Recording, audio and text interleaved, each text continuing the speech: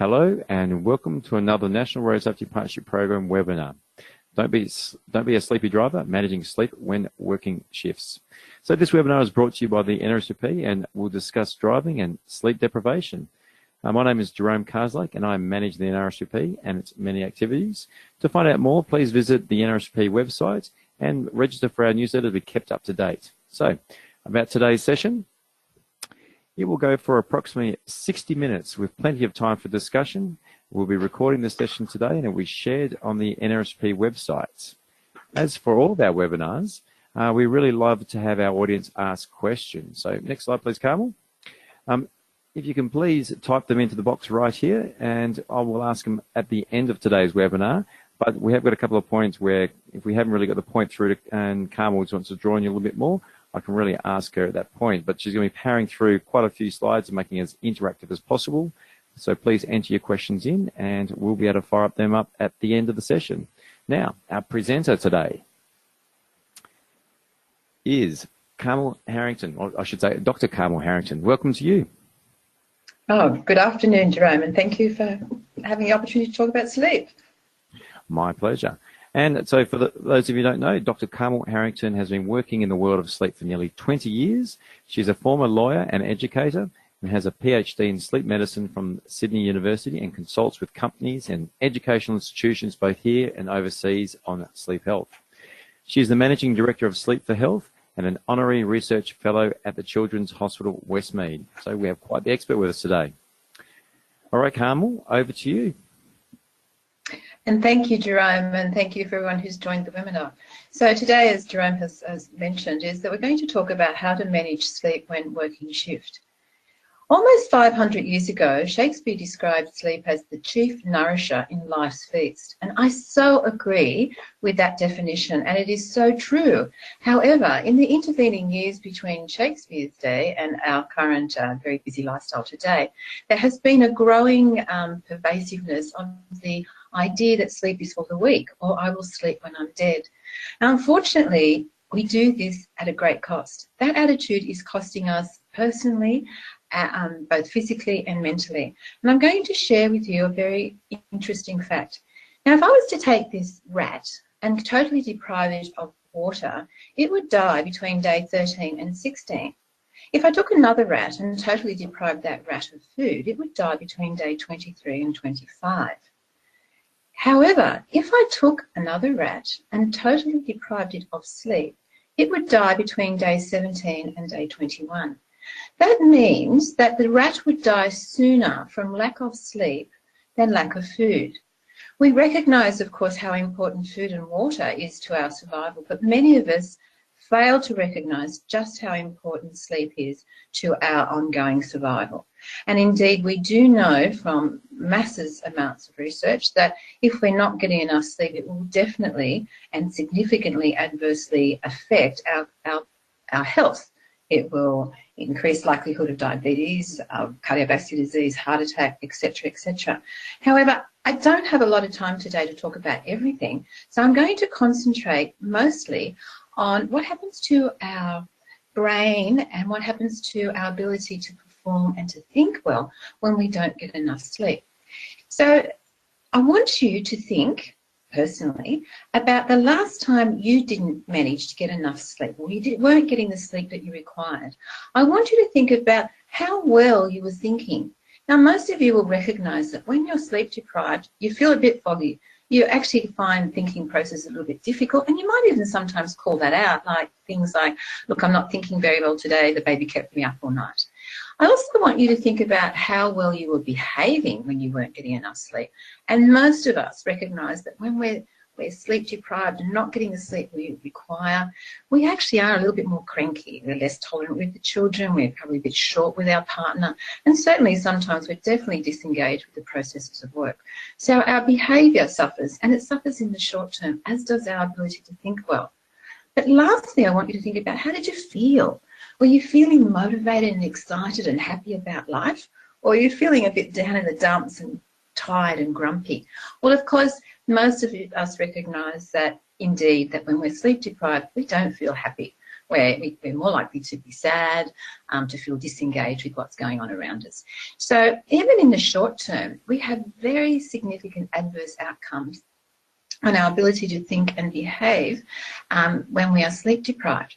And has anyone thought, why is it so? Why is it just 1 or 2 nights of sleep can make me feel so dreadful? Well, we used to think of sleep as a very passive process. But in the last 40, 50 years, we've now recognised that sleep is far from passive, and we do some extremely important functions or vital functions when we sleep that we cannot perform when we're awake. And our brain is very, very busy doing things in sleep that are important for our ability to think and behave well the next day.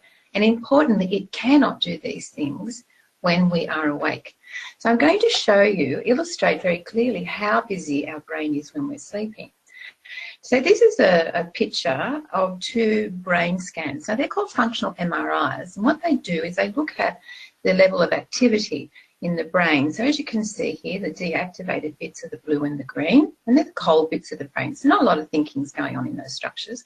And then we have the activated bits. So these are structures in the brain that are busy doing work. Now, in terms of activity levels, these 2 brains are pretty similar. So it might surprise you to find that the brain on your left is the awake brain, and the brain on your right is the sleeping brain. So indeed, the brain is very busy. As I said, in fact, in some instances, parts of the brain are busier when we are asleep compared to when we are awake. Now, that's quite astounding fact, I think, for many of us. So when we don't get enough sleep, there are certain characteristics that we see because we haven't done the work our brain needs to do overnight. So the consequences are some very distinct characteristics, and most of us would recognise them as a poor attention span, increased distractibility. We have reduced impulse control. We're actually much more impulsive when we're sleep deprived. We are more risk-seeking, and we become more intolerant, we're impatient, and of course we become quite unfocused. Now these are all consequences of the brain not being able to get the chance to reset overnight and through its good sleep. Now, none of those characteristics I've put up there would be a surprise to you, and we actually equate those to the acutely sleep deprived. So we think that after a bad night of sleep, of getting 2 or 3 or 4 hours of sleep, this is what we're going to be like. But we actually become quite interested in what is the difference in behavioural characteristics between the chronically sleep deprived person and the acute sleep deprived person. So a study was done whereby they set up one group of people, and this group of people had no sleep for 2 whole nights, so 0 hours of sleep. So you could imagine that these people were pretty tired or pretty exhausted. And they compared some of the functions of this person, with this group of people, with another group of people who were actually chronically sleep deprived. What they were allowed to have was up to 6 hours of sleep per night for 14 nights. Now, clearly, this does not replicate everyday experience. You know, it's very unusual to have 2 nights of no sleep. This, however, is much more likely what we experience when we're very busy at work. So oftentimes, if we've got a lot going on at work or in our life, we may only get up to 6 hours of sleep night after night. So what they did is look at performances of neurocognitive performances and feelings of sleepiness at the beginning of the sleep study, at the beginning of the sleep period, and at the end. So they looked at, in this group, how did they perform before and after the 2 nights of no sleep, and how did these people perform before and after 6 hours of sleep for 14 nights. Well, what they found, and unsurprisingly, in the acute group, they felt extremely sleepy. And they were saying things like, I'm exhausted, I need to go home, I need to sleep. And their performance was highly impacted. So their ability to perform neurocognitively was very impaired. So their vigilance went down significantly, their working memory went down significantly, and so did their cognitive processes. Now, that's not surprising. They felt very sleepy, and they acknowledged that the test at the end of the 2 nights of sleep deprivation, well, they were performing badly. This group, by comparison, only felt slightly sleepy. The chronically sleep deprived, they knew they were a little bit tired, but they weren't terribly tired, terribly sleepy, and certainly didn't have any of the behavioural characteristics of sleepiness. They, when they were asked how they thought they performed, they thought they went okay. But what happened was in fact their performances were exactly the same as the extremely sleepy group. So the performance of these people chronically sleep deprived was exactly the same as those people that were extremely sleepy. The difference was, of course, that this group was very aware of their sleepiness and their inability to perform, and this group was not. So that is really something important to remember, because that is a major, major difference. If we are chronically sleep deprived, our performance is drastically impaired, but we don't recognise it. So as a summary of that study, which I think is very important and informational in regard to what we should be looking at when we're talking about sleep deprivation, is that sleep loss is cumulative. Acute and chronic sleep deprivation causes the same deficits in performance, but there is an adaptation to the chronic sleep deprivation, and in that chronic sleep deprivation state, we cannot accurately assess our level of true sleepiness, and we do not assess accurately our performance level. And so we know that in the case of the sleep-deprived driver, very common, we recognise this, they start to yawn, their eyelids droop, etc., etc., and we recognise this as an accident caused by the sleepy driver. What we're not recognising is the increased distractibility of a chronically sleep-deprived driver, and we don't put that down to sleep deprivation, we put that down to distraction, not recognising that in the chronically sleep-deprived state, we're much more distractible, we're unfocused, we're risk-seeking, we're impulsive, and all those characteristics that may well lead you to an increase, and does increase risk of having an accident on the road. And so, of course, we end up with the situation that they're not drunk and they're not sleeping, not drinking, not speeding, and they're not falling asleep, they're sleep deprived. So we need to rethink the idea of distractibility and its connection to sleep deprivation. So what do we need to know? So there's certain things that we need to know for all of us, whether we're working shift or not. We need to know that as an adult, between the ages of 18 to 64 years of age, we need 7 to 9 hours sleep. Now, this is an average. Each of us has a particular number, a magical number, and it averages out at about 8 hours, but anywhere between 7 to 9 hours sleep is recommended. We need to understand how we sleep, and so we can see here different what we call neurobehavioural states. We have wakefulness, and then we have something called rapid eye movement sleep. Many of you will recognise rapid eye movement sleep as dream sleep. We also have non-REM stages 1 and 2, and this is also often referred to as light sleep. And then, of course, we have this non-REM stage 3, and this is referred to often as our deep sleep. How we sleep is we start in wakefulness, we descend into light sleep, and then we descend into our very deep sleep, and then we pop up into our dream sleep. This cycle takes anywhere between 90 to 110 minutes, and we repeat that cycle over and over again throughout the night. And as adults, we require about 5 complete sleep cycles. As adults, we get about 1.5 hours of deep sleep, and our deep sleep is critically important to our ongoing good physical health. And if we don't get enough of this sleep, our bodily health will suffer. We have about 2 hours of REM sleep, and again, as deep sleep is important to our physical health, our rapid eye movement sleep or dream sleep is fundamental to how well we think and behave the next day and to our cognitive performance. Throughout the night, as I say, we cycle through sleep, and it's completely normal to have brief awakenings. The first brief awakening will probably happen at the end of cycle 2, which is probably about 2 or 3 o'clock in the morning, depending on what time you go to sleep. And these, we can spend up to 5% of our total sleep time awake, and that is completely normal. Unfortunately, what happens sometimes is these brief awakenings become prolonged, and I'm going to talk about that in the next few slides.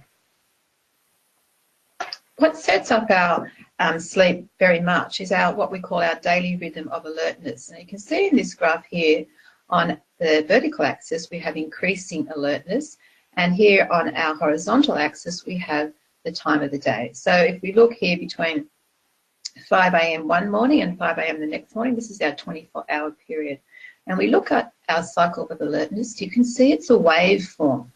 Now this is physiological, and it will happen to everyone. We can't get away from this waveform of alertness. And you can see here that we have 2 alert periods of the day, one about 9 o'clock in the morning and one about 9 o'clock at night. Many of you will be aware of this one at night because we often refer to that as our second wind, and so we get really quite alert even though we're quite tired during the day. We'll come home and get our second wind. And then, of course, we have a dip in alertness in the afternoon, and again, many people are aware of that dip in alertness in the afternoon, and you may well be feeling it right now. And then we have a consolidated period of our dip in alertness during the night hours. And this, of course, is the hours when we're meant to sleep.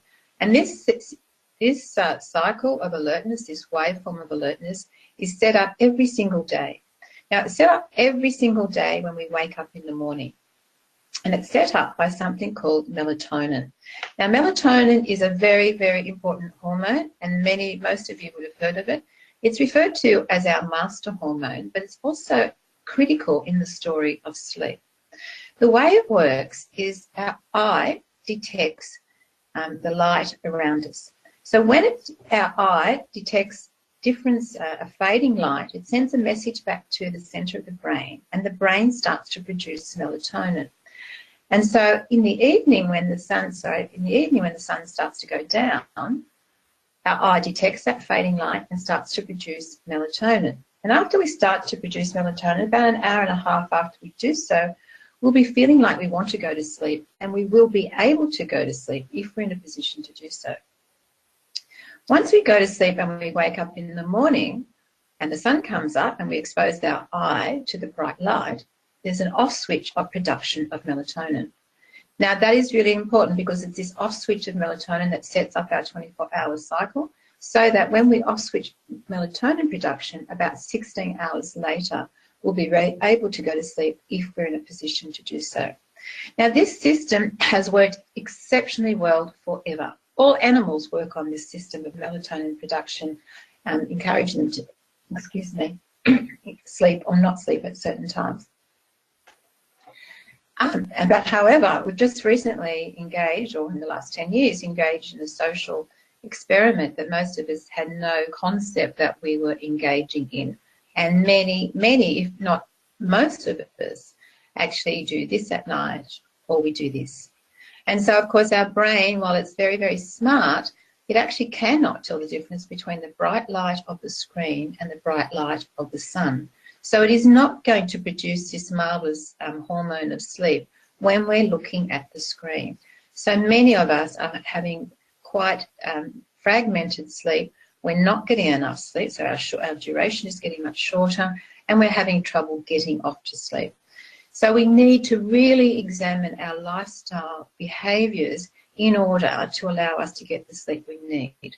So all of us need to understand what the rules are. So we need to prepare our body for sleep. We need to get up at the same time every day because that allows the melatonin to be off-switched at the right time. The exercise is important. We need to do it for about 20 minutes every day. We don't need to go to the gym for 2 hours, and a walk at lunchtime will work a treat. Eating whole foods is very important because processed foods do not provide the vitamins and minerals that are so important for our production of hormones, serotonin and melatonin. Coffee after midday, especially as we get older, will affect our ability to sleep that night. Alcohol is a sleep stealer. Just be aware of that, and be aware that if you have a few drinks at night, you might be able to go to sleep really quickly, but you'll probably wake up 4 or 5 hours later, and from then on having quite fragmented and disturbed sleep. Sleeping during the day is a no-no for most of us, but a nap of 20 minutes will work okay. Now, I'm going to talk a little bit more about that in detail and qualify it in regard to shift work.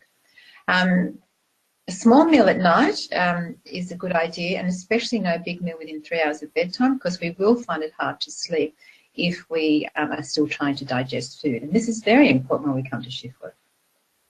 Exercising within 3 hours of bedtime will alert the body and will make initiation of sleep difficult, and also maintenance of sleep difficult. But we don't only have to prepare the body, we need to also prepare the mind for sleep. And what we need to do is to make sure that we deal with the issues of our what's happened during the day during our wakeful hours, and not when we put our head on the pillow. So what you need to do is when we get home from work, and many of us have lots of issues and things that have happened during our work hours that we haven't had time to address, write those things down in a diary or a book, and take about 10 or 15 minutes. But importantly, at the end of that time, close the book and put it in your briefcase or bag so that it's ready to take to work the next day, so that you will address the issues and you won't forget about them, and you do not need to worry about these things at 3 o'clock in the morning when you wake up. You need to, if you're serious about getting the sleep you need to set an alarm about 1 hour before bedtime. And at that stage, you switch off. You turn off all technology. Believe it or not, the world will not die because you're not connected to it. The only person likely to suffer is yourself. So you really start to nurture yourself in this time before sleep, and switch off. Dim the lights in the room that you're in, because we need to start production of that beautiful melatonin. Even light some candles, because that is really a good cue for the brain to start to relax. A warm to hot shower works really well, because the body likes to fall asleep on a falling temperature. And maybe doing relaxation or breathing exercise. The time before bed is really quite important to get away from the wakefulness of the day into the coming down from all of that into a position where we can go to sleep, and so that we can initiate sleep easily and maintain our sleep. Those very important aspects of getting the sleep that we need. And finally, we need to make sure that our bedroom environment is conducive to good sleep. It needs to be quiet. It needs to be dark. It needs to be cool. And the bedding needs to be comfortable. If you've had a bed for 10 or 15, 20 years, think about changing it. It's not doing what it needs to do at the moment. And also, we need to remember that the bedroom environment is meant for sleep and intimacy, and absolutely no technology is required. So just be aware of creating an atmosphere that is conducive to being nourished and nurtured, so that we can get the sleep we need, so that we're acting at an optimum the next day. In fact, we're the best version of ourselves the next day. So while many of you have heard everything I've had to say in the preceding 20 minutes of this webinar, you're thinking to yourself, well, that's all well and fine for Carmel to talk about what I need and how important it is to how my behaviour and to the chronic sleep deprivation, but how do I manage it when I'm working shift? Because it is actually quite difficult, but it is manageable. We just need to know how to manage it, and what are the triggers in allowing us to get the best sleep possible. Now, one of the basic things we need to understand is the body clock, and we have to revisit the story of melatonin for that. Now, just to really hammer home this point, the way melatonin works is the eye sees light. Now, we normally say light is sunlight, but it can be any light, and it feeds back, as I said before, into the brain, in this very special part of the brain, and it starts to produce melatonin. So it has an effect both when it starts to be produced and when it is stopped being produced. And the way it works is, here we have a 24-hour clock. So I have noon, midnight, 6 a.m. in the morning, and 6 p.m. at night. So at around about 7:30 in the morning, if you get up at 7:30 in the morning, the melatonin secretion stops. If you are exposed to dim light, you'll be starting to produce your melatonin at around 9 o'clock at night. So we have this lovely system of melatonin production stops, melatonin production secretions starts. You can see in this period between 7:30 in the morning and 9 o'clock at night, we have all the activities of the day. And this is what our melatonin allows us to do. It produces an awake body.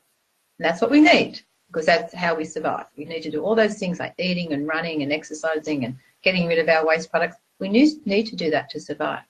When melatonin starts to be secreted at night, it starts to set up all the activities of the sleep, all the things that we do when we're asleep and what we need to do.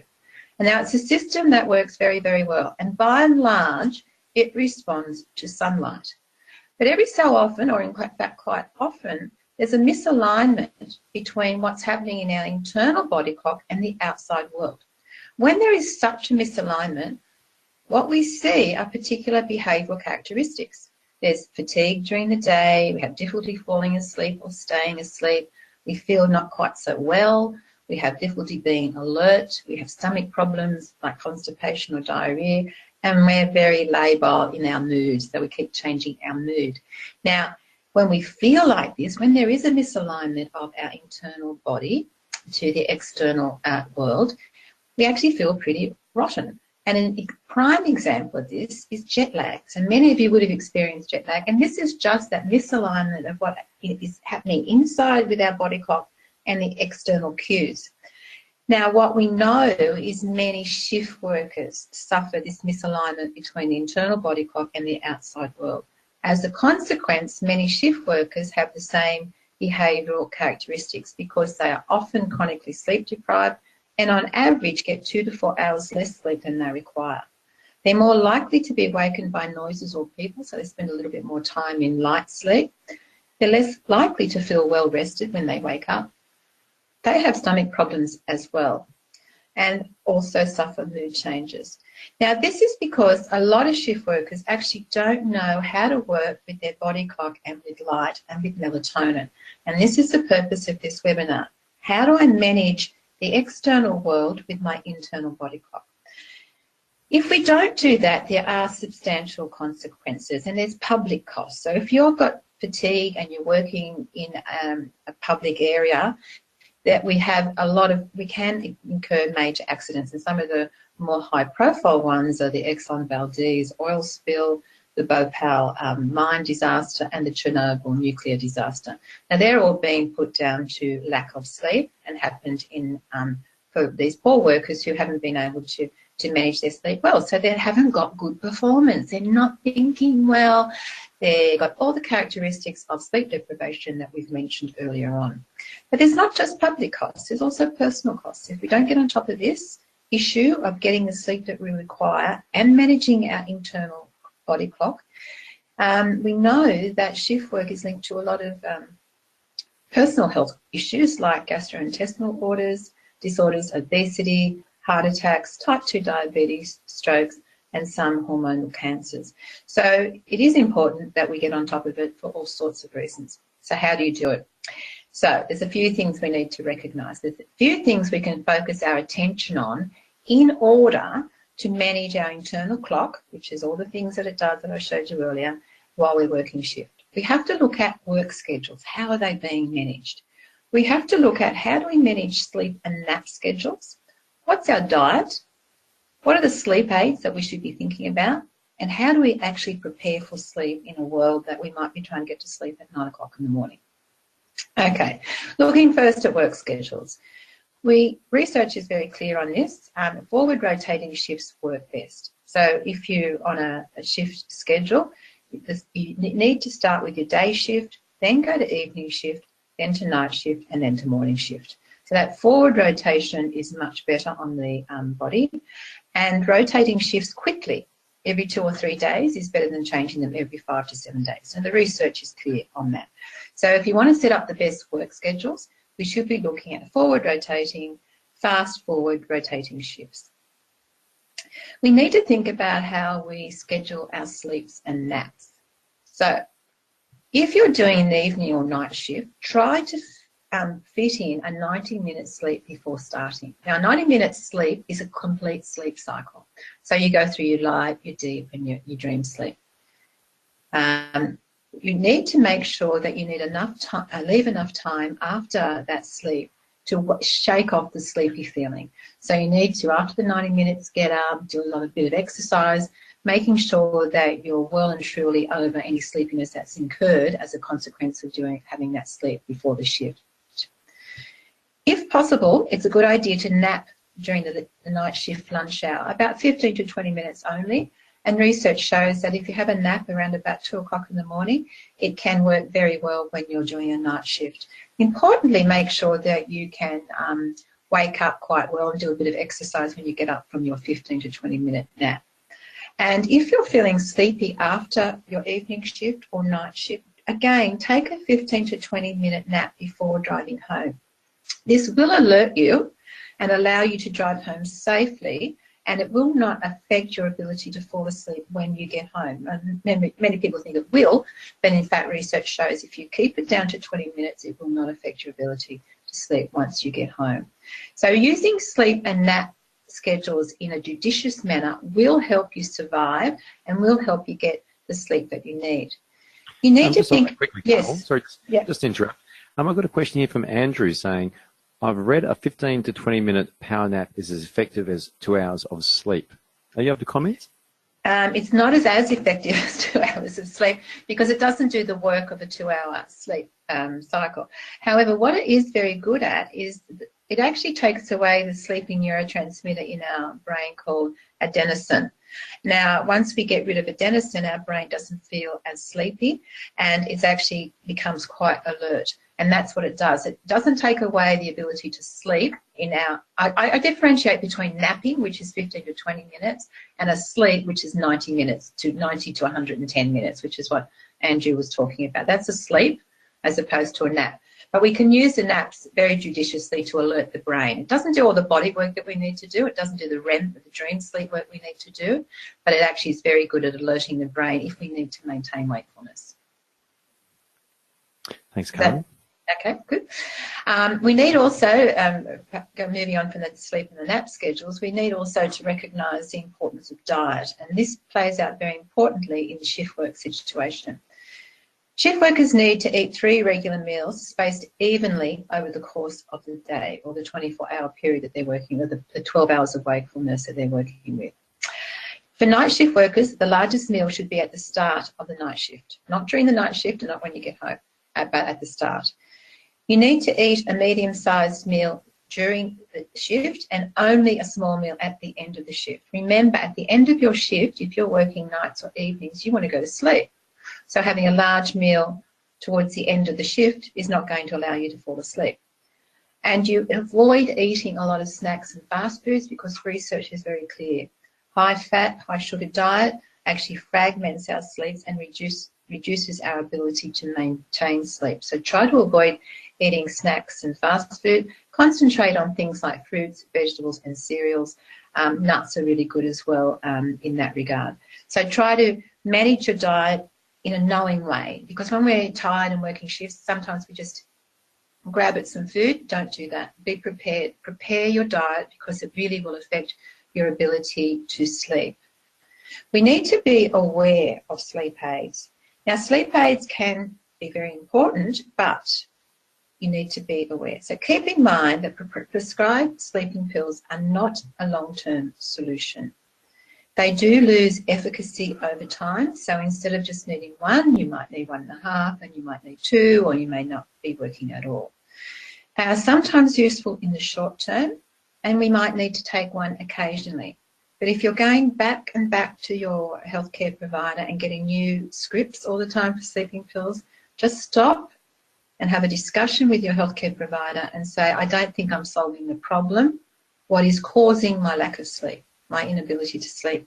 And then you can start thinking about other ways of treating it. There are hangover side effects of sleeping pills, and Elon Musk has recently been in the newspapers about the hangover effects of some sleeping pills, especially the short-term acting ones.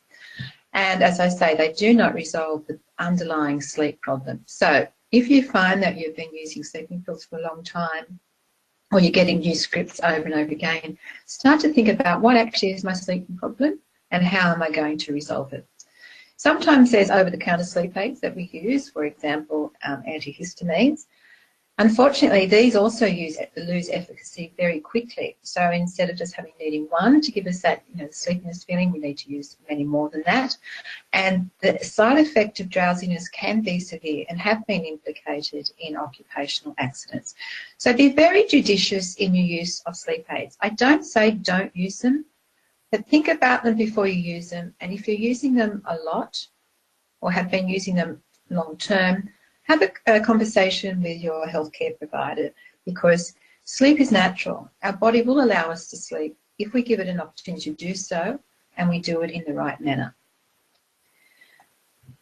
In shift work, as with most other people in the world today, we use stimulants, and the biggest one is caffeine. Caffeine can be very useful in reducing our sense of sleepiness and increase alertness on a night shift. The way it works, I've mentioned already, this sleeping neurotransmitter called adenosine. Now, adenosine, the more adenosine we have in our brain, the sleepier our brain feels. And the longer we're awake for, the more adenosine the brain produces. If the brain is swamped with adenosine, we'll be so tired we will fall asleep no matter where we are. We will fall asleep in the chair, we'll fall asleep on the floor because the adenosine is so great the brain can no longer stay awake.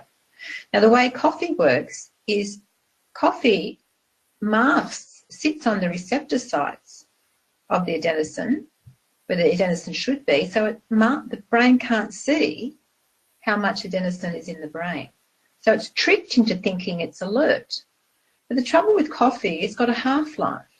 And all of a sudden, after that half-life happens, the caffeine jumps away from the receptor sites on the brain, and all of a sudden the brain is exposed to all this amazing adenosine that made us feel tired in the first place, plus the adenosine that has been produced while we've had the effect of coffee, and all of a sudden we can fall asleep really quickly, have a micro sleep, which is often what we see.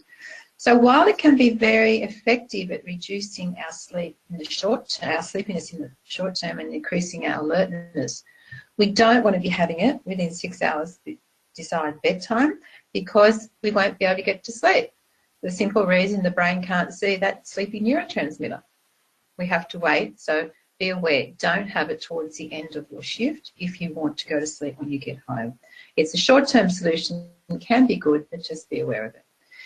How can we use melatonin to our advantage, since we know it works so well if we can use our light?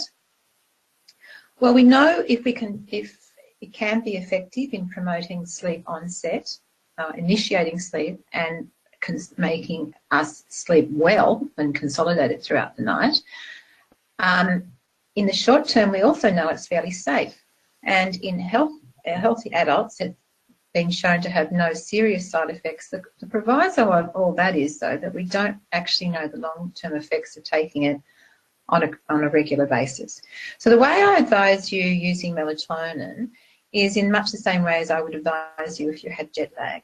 If you're coming off night shift and you want to go to sleep that night, so you've been awake during the day, you might find it hard, not that night, but in days to come, to get to sleep. So you might want to take it then, or you might want to take it early in the morning to allow you to sleep during the day. So it can work quite well, but do try to use natural methods more than using a pharmaceutical. Melatonin can't be bought over the counter in Australia. You do have to go to your doctor and get a prescription for it. And I do advise it can work quite well, but be very careful how you use it and try not to use it all the time. But it will assist you in getting to sleep in those morning hours if indeed you find it difficult to get to sleep at that time. How do we prepare for sleep? But for shift workers, it's a little bit different. As I said, if you're feeling sleepy at the end of your shift, have a 15-minute nap before driving home. That's going to keep you safe on the way home. Minimise your exposure to light on your way home. You don't want to be exposing your eye to the brightness of sunshine, because melatonin will disappear completely. Eat only a light meal when you get home from work. Sleep as soon as possible after getting home. Right? It's important to maximise your opportunity for sleep. Avoid alcohol, nicotine and coffee, all of which, nicotine and coffee, are your stimulants and they'll prevent you getting the sleep that you need. And alcohol, while you might be able to get to sleep, will actually interrupt your sleep, your ability to maintain your sleep. So avoid those as much as possible. You need to implement a going to bed routine. You need to make sure that in that hour when you get home, you don't start looking at emails or the internet. You do have a hot shower and you do a relaxation exercise, and you follow this routine at all times. You need to make sure that your sleep environment is conducive to good sleep, which means it is dark, so use block-out blinds and remove all sources of light. You need to make sure it's quiet, so earplugs may be required. It needs to be cool, a fan or air conditioning may be required. And make sure your bedding is comfortable, because nothing will get you out of bed quicker than a backache because your bed's not doing what it needs to do. And you need to exercise regularly, as I've said, eat healthily and limit your fast food. And lastly, I want to emphasise the importance of how you can use light to your advantage.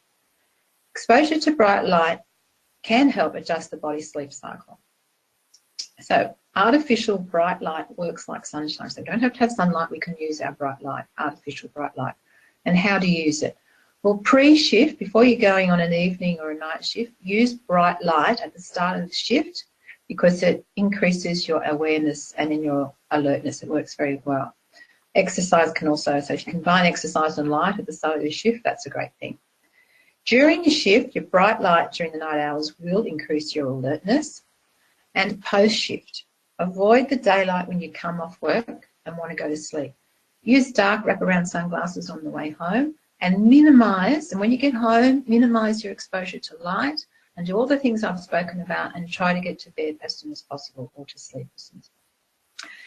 So that's all well and good, isn't it? All that advice on what you do and how you manage sleep as best as possible when you're working shift. But many of us have the attitude that we are a VBP these days. That's a very busy person.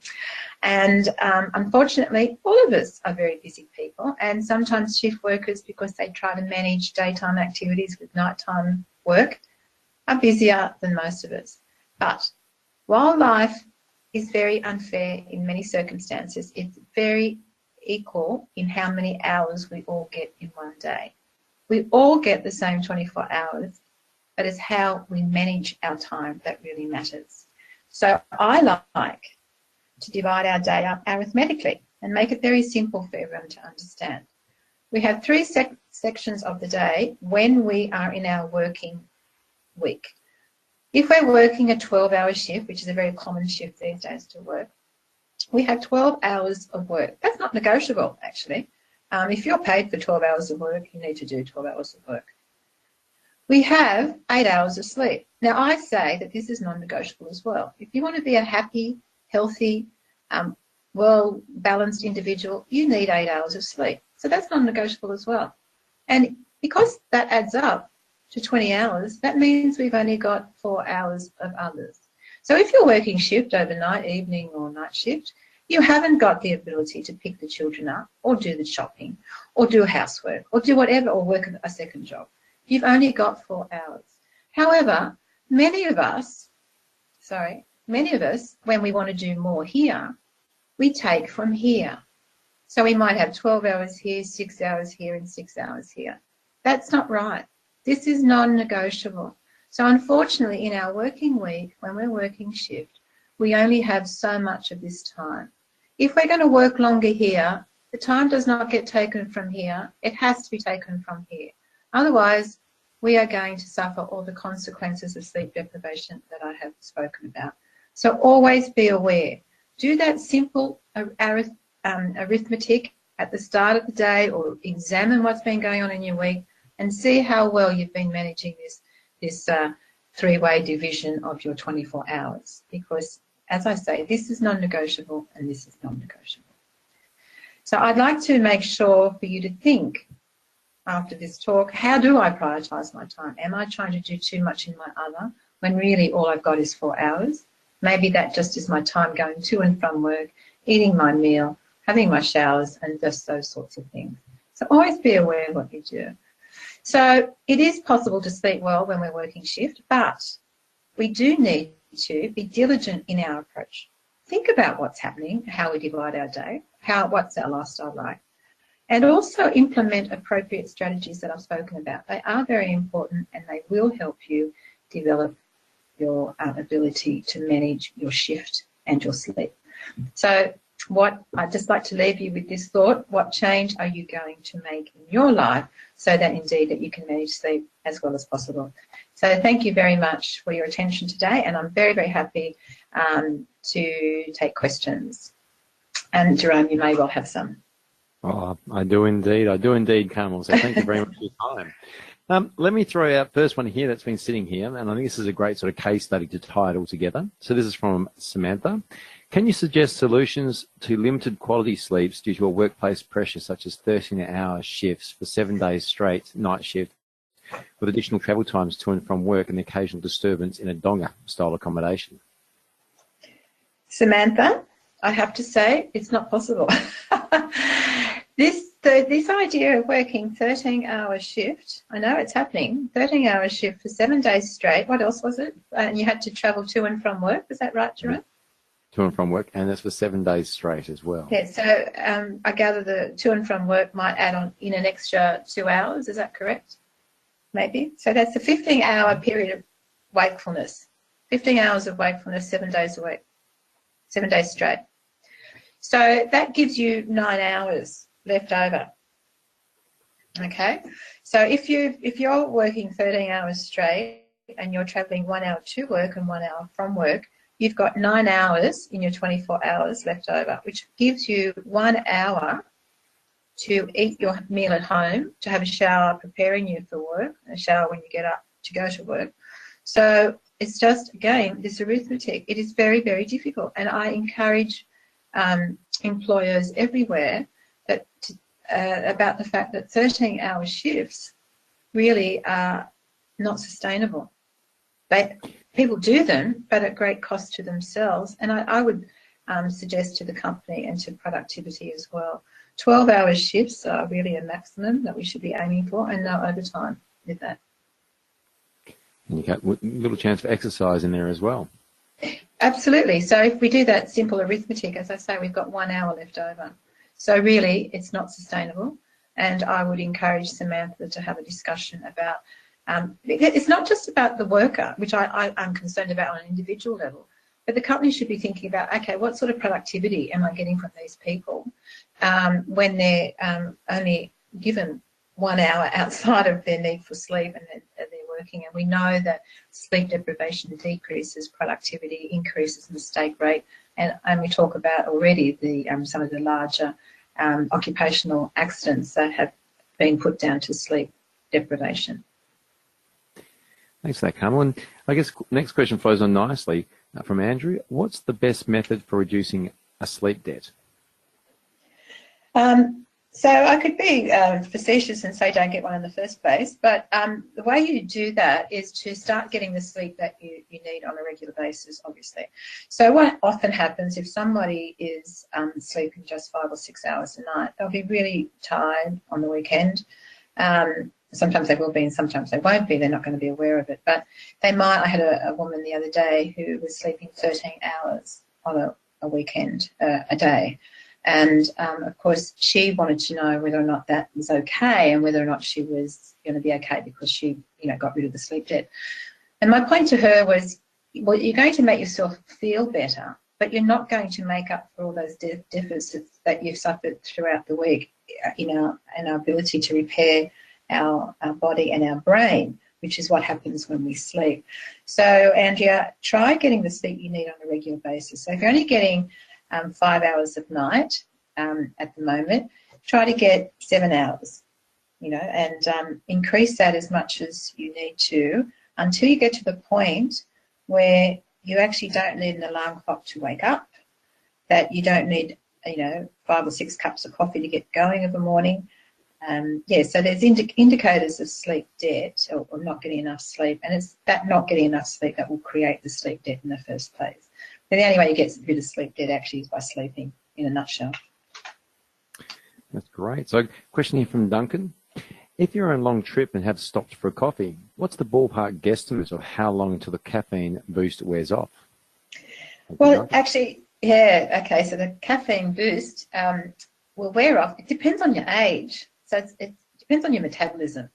So for young people, the coffee boost will dissipate much quicker than for older people. So as we age, our metabolic rate slows so that the half-life of coffee can still be affecting us 6 or 8 hours later. But if we're young, it might only be a matter of 3 hours later. I also would advise that you don't want to rely on coffee totally to keep you going because fatigue at the car is, yes, we might feel more alert, but fatigue is a combination of 4 different factors. So it's not just the idea of being alert and this brain chemical adenosine, but how we work out fatigue is how much sleep have you had in the last 24 hours? What's the length of time since your last sleep? What is the time of day? because we have that alertness cycle. So is it 3 or 4 o'clock in the afternoon? And how long have you been on task? And so if you've been on task for, 5 hours or 6 hours driving, albeit you might have had a coffee, you've still got 3 other big indicators of fatigue. So just be aware that this whole process is very complex and we need to have a very holistic attitude. So there's not just one silver bullet that's going to work. That's a great answer. And so, question here from Kelly. I think it's looking a bit more of a broader sort of context. How good are companies now at communicating these things to staff? I worked shift years ago and there was nothing.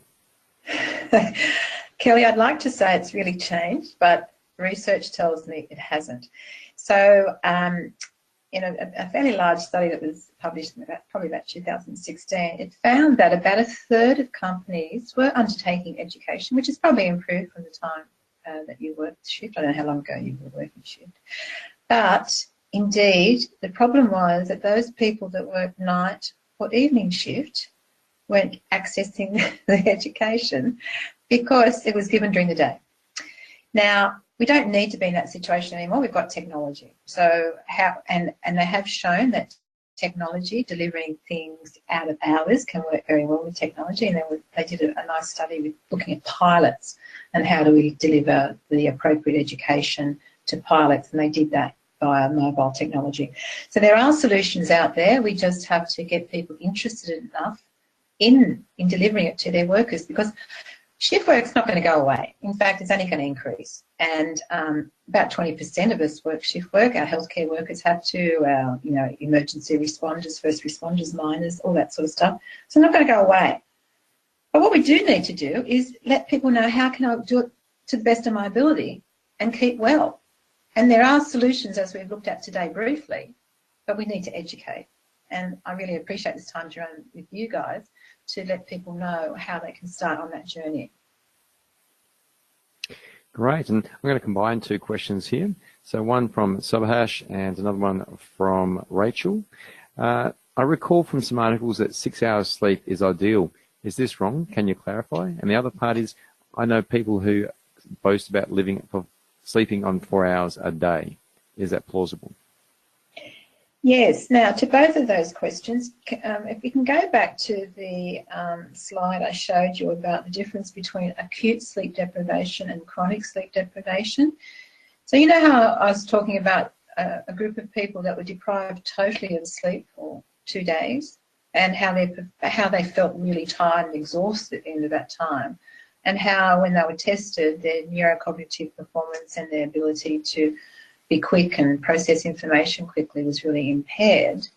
Well, interestingly, if you recall, the chronic sleep deprivers were in exactly the same situation. But when they got 6 hours a day, day after day after day, they lost their ability to assess their level of sleepiness. Because what happens is our body does this sort of adaptation. It adapts. It tells us, if you're only going to give your body 5 or 6 hours a day, it starts to say, okay, this is what I'm going to get. I'm going to feel okay. I'm going to do it. I have to keep doing it. But unfortunately, our brain and body can't cope. And so our performance goes right off. But we don't recognise that performance deficit because we think we're going okay, and our ability to be aware of how we perform is dissipated as well. So we think we're going to go okay. And interestingly enough, oftentimes when people are only getting 6 hours sleep and they start to get the right amount, or they might get 9 hours one night, they actually feel worse that day. And that's often a question I get. Oh, look, Doc, I often only get 6 hours, and when I sleep the 9 hours, I feel awful. And I'll say to them, that's because you've unmasked the sleep debt. You've actually exposed your body and brain to the amount of sleep that recognises it's not getting enough sleep. And so when you wake up after 9 hours, it's crying, screaming out, saying, well, give me more. And now I'm getting what I need tonight. I need more of it. So people, on the whole, cannot get by on 4 hours or 6 hours sleep. They think they can, but they can't. And there's one qualifier to that. About 3% of the population are short sleepers. So they only need about 5 hours sleep to do everything that the rest of us need, 7 to 9 hours. And about 3% of the population are long sleepers. So they need more than 8, 9 hours to do everything. And most people recognise when they fall into, but a lot of people want to be a short sleeper and they're actually not a short sleeper. They're chronically sleep deprived. Fascinating. So a question here from Rod. Can you please comment on the sleepy driver when working regular day shifts, but at the end of every day you end up in a different environment, but do not have control over the sleep environment nor available food during the day? Yes, now I'm not quite sure about not having control over the sleep environment, what that means, Jerome. If you work, yeah. I'll ask Rod to clarify if you can send through a clarification. Another one here from Matthew. How do you shut up the mind when it wakes you up at night?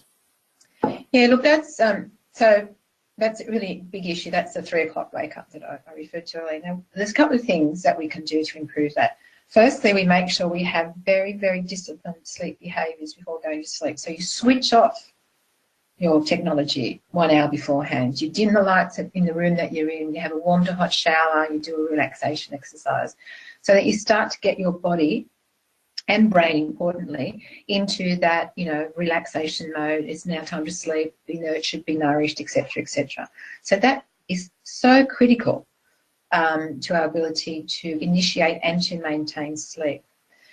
So if you wake up at 3 o'clock in the morning and you haven't, and your mind starts to race about the things that you're thinking about, one of the simple things we can do is to start breathing. Focus on our breathing. And a good way to breathe is a ratio of 1 to 2. So we breathe in for a count of 1 and we breathe out for a count of 2.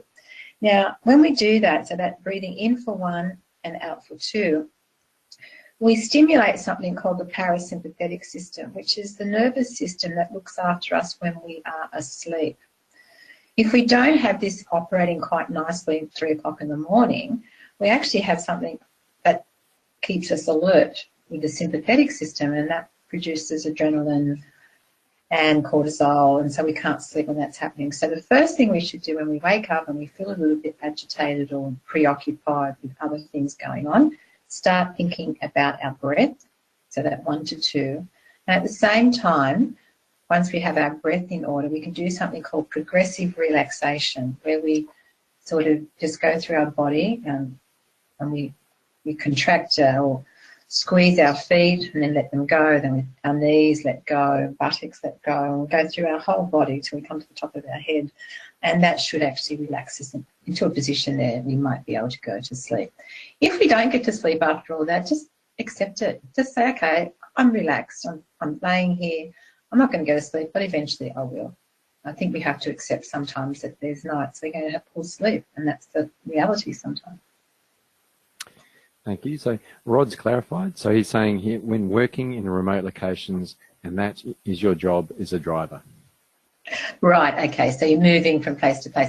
So you sleep at night, but the environment changes. Okay. So if you're driving, you've got a car. So you take with you some things that help you sleep. So have in your car the pillow that you like to sleep on.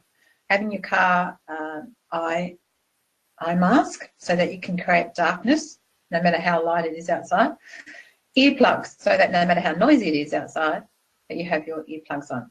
If indeed you find a bed uncomfortable, and if you've got enough room, maybe try to, the bedding uncomfortable, maybe try to get a mattress topper that you can put out underneath you so that that's, what you need to do is create an environment where your brain and body feel safe. Because what research has shown is that oftentimes when we're in a new environment, our brain doesn't sleep as a whole. So many people experience difficulty sleeping the first night in a hotel room. And what they've found is this is because the brain doesn't feel safe. So half the brain sleeps, while the other half of the brain is in light sleep, and then it changes over. So often we feel the first night in a hotel room, we have very, light sleep and it's fragmented. And indeed it is, because our brain wants us to be safe. That's an evolutionary thing. So the idea for Rod and for anyone who's experienced this new place every single night is to create safety for our brain and our body by bringing those things with us to create as well as possible a safe sleeping environment and one that is conducive to sleep. That explains a lot for me. We're just about out of time. I'll see if I can squeeze in 2 more questions. I hear from Andrew. How big a factor is sleep deprivation contributing to the level of depression in society? Look, we believe it's quite high, actually. All of us, for a long time, many of us have recognised that if you have depression, you have sleep issues. But in this century, we've recognised that if you have sleep issues, you're more likely to develop depression. And in fact, if you have sleep issues after about 12 months, anywhere between 12 months and 5 years, you're 5 times more likely to develop depression as someone with no sleep problems. And indeed, Vic Health has just brought out a study, a very good study, looking at teenagers and depression and suicide ideation. And they found that this was strongly linked to lack of sleep, and lack of sleep was strongly linked to screen time. So keep that well in mind. It's not just our children that we know this is happening to, it's also adults. So depression is the fastest growing chronic mental health issue in the world. It is affecting our young at a much greater rate because 9 out of 10 teenagers are sleep deprived, but many adults are sleep deprived as well, and it certainly is affecting our mental health. Excellent. And this will be our final questions. I do apologise for all the people who I could not ask their question. Does playing relaxation music help with getting you to sleep? It can. We're very conditionable animals, and so if we're told that this music will help us get to sleep, that's a good way along the way that it will help us get to sleep. And what the important thing is that we have an off switch for the noise. So if it is a music or something that helps you get to sleep, make sure that it goes off once you're asleep.